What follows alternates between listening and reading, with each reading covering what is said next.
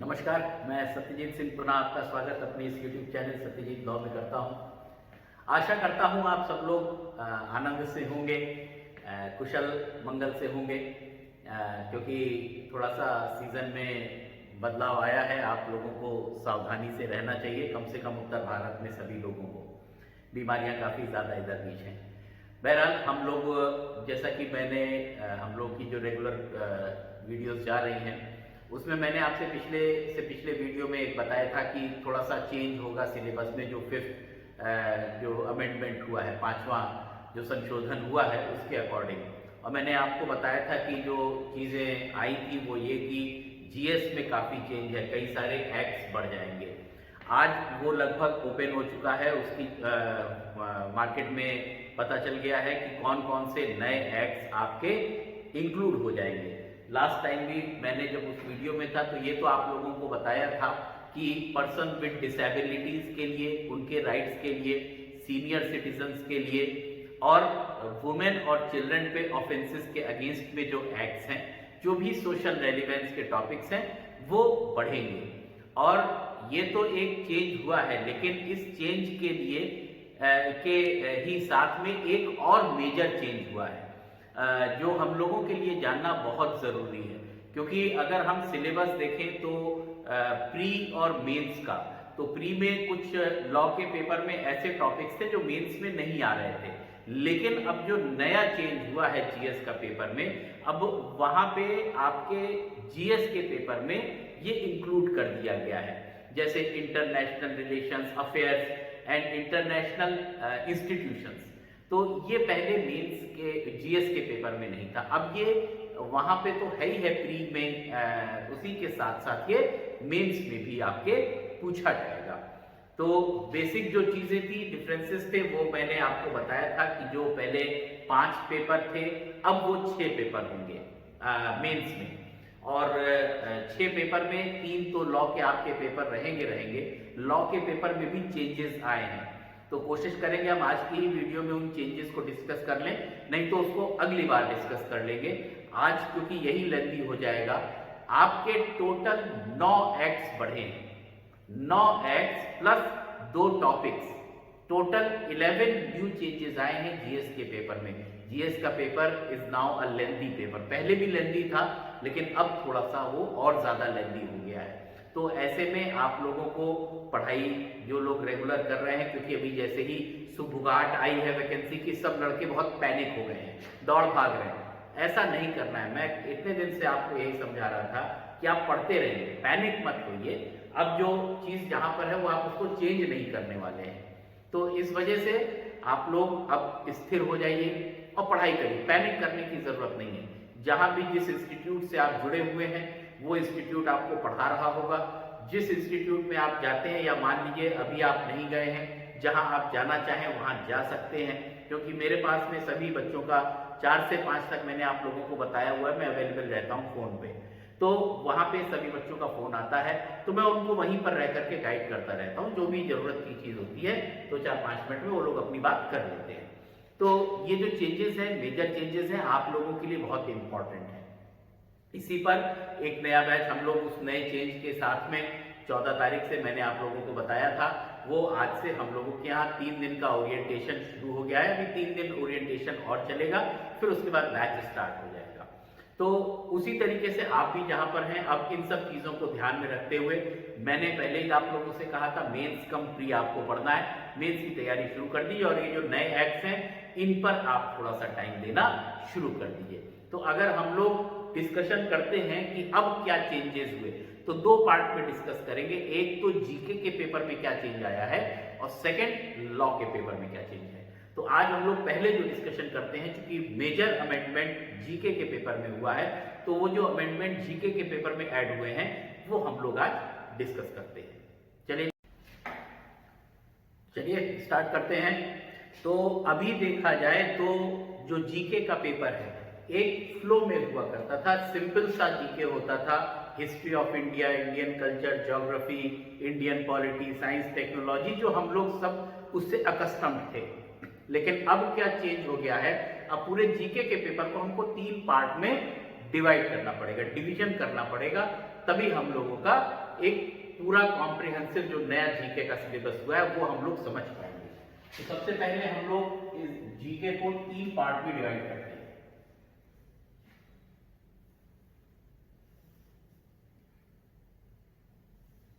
Third part, तो पहला part जो है वो हम लोग देखेंगे, जो पहले जो जनरल जीके हुआ करता था वही है जनरल जीके। इसमें सारी चीजें वही है, जैसे कि पहले Indian history, history of India, Indian culture, geography, ये पूरा आप नोट कर सकते हैं। History of India, geography. यहाँ पे ध्यान देने वाली बात यह है कि इंडिया की है केवल history, geography, culture, history and culture, Indian polity, Indian economics, उसके साथ ही साइंस एंड टेक्नोलॉजी। ये सब पेपर जो पहले भी आते थे ये अभी भी वैसे ही हैं।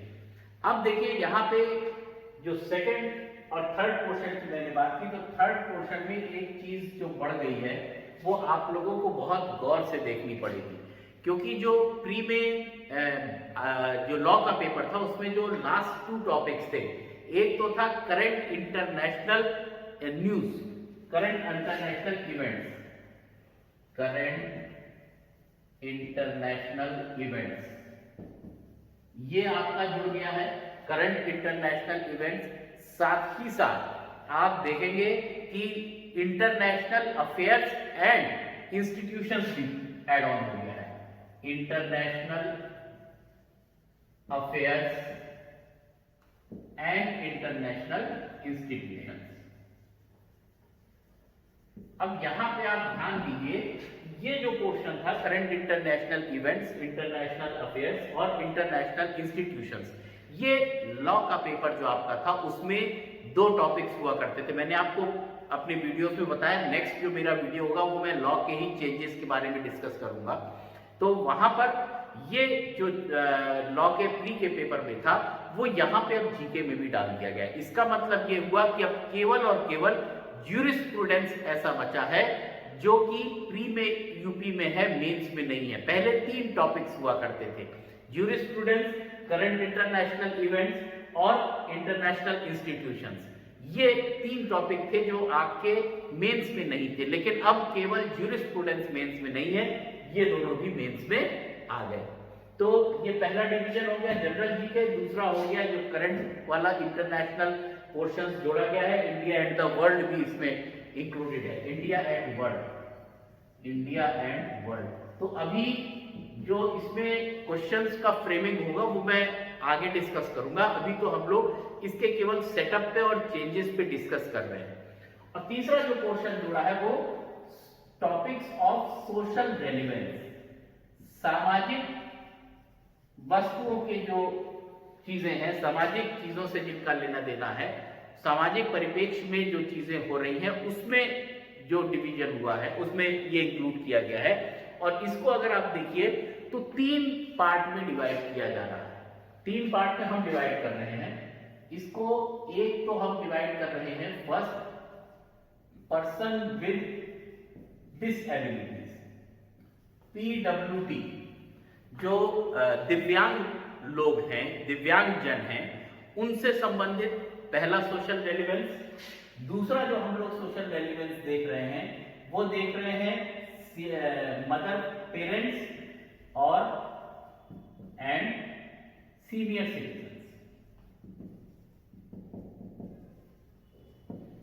पेरेंट्स और सीनियर सिटीजन्स, इनसे भी संबंधित जो उनका वेलफेयर है, जो उनका मेंटेनेंस है, कैसे होगा, ये भी एक एक्ट इसमें शामिल किया गया। तो यहां पे मैं एक्ट के नाम भी आपको लिखाता चला जाता हूं। अब PWD में right of person with डिसएबिलिटीज act, ये एक्ट है और ये एक्ट 2016 का है, 2016 का एक्ट है, ये इंक्लूड किया गया है। इसी तरीके से पेरेंट एंड सीनियर सिटीजन्स के लिए एक एक्ट इंक्लूड किया गया। टोटल 9 एक्ट इसमें बने हैं। सोशल रेलेवेंस के टॉपिक में आपको याद रखना है 9 एक्ट आए हैं, ठीक है। तो जो सेकंड है पेरेंट्स और सीनियर सिटीजन्स, इनका है maintenance and welfare of parents and senior citizen act ये सब एक्ट आप खरीद लीजिए, बेयर एक्ट ये सब आप खरीद लीजिए। Maintenance and welfare, maintenance and welfare of parents and senior citizens act. और ये एक्ट देखिए 2007 का ये एक्ट है, 2007 का ये एक्ट है, ये भी इंक्लूड किया गया है। तो पहला डिवीजन हमारा हो गया पर्सन विद डिसेबिलिटीज, दूसरा हो गया पेरेंट्स और सीनियर सिटीजन्स का, तीसरा हो गया चिल्ड्रन का, चाइल्ड। तो इसमें एक एक्ट है जो हम लोग सब लोग जानते हैं और एज अ लॉ स्टूडेंट बहुत इंपॉर्टेंट भी है, आजकल फोकस भी है, हमेशा से रहा है, पॉक्सो एक्ट, जिसको prevention of children from sexual offences act 2012 का ये एक्ट है, पॉक्सो, पॉक्सो एक्ट 2012। तो ये पीडब्ल्यूडी, पेरेंट्स और सीनियर सिटीजन्स, चाइल्ड, और चौथा जो है वो है वुमेन, जो ऑफेंसेस वुमेन के अगेंस्ट में हो रहे हैं उनके लिए। उसमें यहाँ पे टोटल 6 है, ये 3 एक्ट, एक एक्ट सब में हो गए, पीडब्ल्यूडी में एक एक्ट हो गया, पेरेंट्स और सीनियर सिटीजन्स में एक एक्ट हो गया, और चाइल्ड में एक एक्ट हो गया। वुमेन के केस में टोटल 6 एक्ट्स यूज किए गए हैं, जो हम लोग रेगुलर प्रैक्टिस में देख रहे हैं, पढ़ते भी हम लोग हैं, केवल अभी तक हम लोग यूपी के लिए नहीं पढ़ रहे थे, तो अब उसको हम यूपी के लिए भी देख लेते हैं। तो देखिए वुमेन में जो एक्ट्स बढ़े हैं, सबसे पहले तो डाउरी प्रोहिबिशन एक्ट 1961, ये इंक्लूड कर दिया गया है, जिसको डीपी एक्ट भी कहते हैं, 1961 का। दूसरा हम लोग बहुत ज्यादा जो पढ़ते हैं वुमेन के अगेंस्ट में ऑफेंसेस में, उसको पढ़ते हैं हम लोग domestic violence act, DV act, जिसको हम लोग नॉर्मल भाषा में कहते हैं, 2005 का है ये, protection of women from domestic violence act, घरेलू महिला संरक्षण अधिनियम। तो घरेलू हिंसा से महिला संरक्षण अधिनियम, ये 2005 का डीवी एक्ट है। तो डाउरी प्रोहिबिशन एक्ट उसको देखा हमने, डीवी एक्ट 2 देखा, ठीक है। अब इसके बाद में अगला जो एक्ट है, ये 2 एक्ट तो हो गए, तीसरा जो एक्ट इंक्लूड किया गया है वो वुमेन के वर्क प्लेस पे सेक्सुअल हरासमेंट का एक्ट है, sexual harassment of women at work place prevention, prohibition and redressal act 2013, ये 2013 का अधिनियम है, महिलाओं का कार्यस्थल पर लैंगिक उत्पीड़न निवारण, प्रतिषेध और प्रतितोष अधिनियम, ये 2013 का अधिनियम है, sexual harassment of women at work place, ये भी इंक्लूड किया गया, sexual harassment of women at work place, prohibition act. चलिए अब ये हमने देख लिया 3 एक्ट, डीपी एक्ट घरेलू जो जितने भी दहेज के लिए डाउरी प्रोहिबिशन, डीवी एक्ट घरेलू हिंसा के लिए, सेक्सुअल हरासमेंट अब बाहर वो कार्यस्थल पर उसके साथ में जो ऑफेंस हो रहा है उसके लिए इंक्लूड हो गया। अब 2 एक्ट ऐसे इंक्लूड किए गए जो हम लोग नॉर्मली देखते हैं, मेडिकल पार्लेंस में बहुत ज्यादा यूज होता है, PNDT act and MTP act. ये बहुत तो इंपॉर्टेंट एक्ट है, आप लोग किसी भी डॉक्टर से या कहीं भी आप अगर जाते हैं किसी ऐसे स्थल पे जहाँ पे आपकी जांच या होनी है, तो आप वहाँ पे देखेंगे या जहाँ पे आपका अल्ट्रासाउंड होता है वहाँ पे लिखा होगा एमटीपी एक्ट और पीएनडीटी एक्ट के बारे में वहाँ पे लिखा होगा। तो ये है प्री कॉन्सेप्शन, इसका पूरा जो नाम है पीएनडीटी एक्ट का, हम लोग शॉर्ट फॉर्म में पीएनडीटी एक्ट कहते हैं, pre conception and pre natal diagnostic techniques prohibition of sex selection act, ये 1994 का पीएनडीटी एक्ट है, पीएनडीटी एक्ट 1994 का। तो ये जो है गर्भधारण पूर्व और प्रसव पूर्व तकनीक अधिनियम, निदान तकनीक अधिनियम, ये जो 1994 का है। नेक्स्ट एक्ट जो इंक्लूड किया गया है वो है medical termination of pregnancy act, जिसको नॉर्मली हम MTP एक्ट कहते हैं, गर्भ का चिकित्सीय समापन, medical termination of pregnancy act, MTP act 1971 का, MTP एक्ट 1971 का। पहले भ्रूण हत्याएं बहुत ज्यादा होती थी, अब तो खैर मुझे नहीं लगता है कि जिसके घर में भी खुशियां आ रही हैं वो कोई ऐसा करता है। ये अलग बात है कि कुछ लोग आज भी इस मानसिकता से पीड़ित हैं। तो बहरहाल हमारे यहाँ अब तो लड़कियां वो ऊंचाई ले रही हैं, इतना आयाम पहुंचा दिया उन लोगों ने, इस तरीके से नाम ऊंचा कर रही, रोशन कर रही हैं कि हम लोगों को तो खुशी होती है कि लड़कियां आगे बढ़ रही हैं।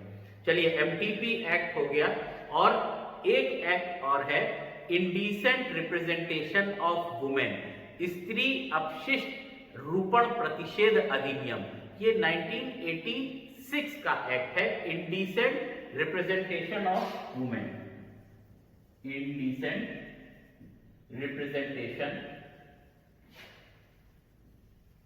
ऑफ वुमेन एक्ट, ये एक्ट है। अब देखिए यहां पे हमने देखा PWD के लिए एक एक्ट, पेरेंट्स और सीनियर सिटीजन्स के लिए एक एक्ट, बच्चों के लिए एक एक्ट, तो 3 ये हो गए, और 6 एक्ट वुमेन से अगेंस्ट ऑफेंसेस के लिए, DP act, DV act, sexual harassment of women at work place act, PNDT act, MTP act और indecent representation of women prohibition act.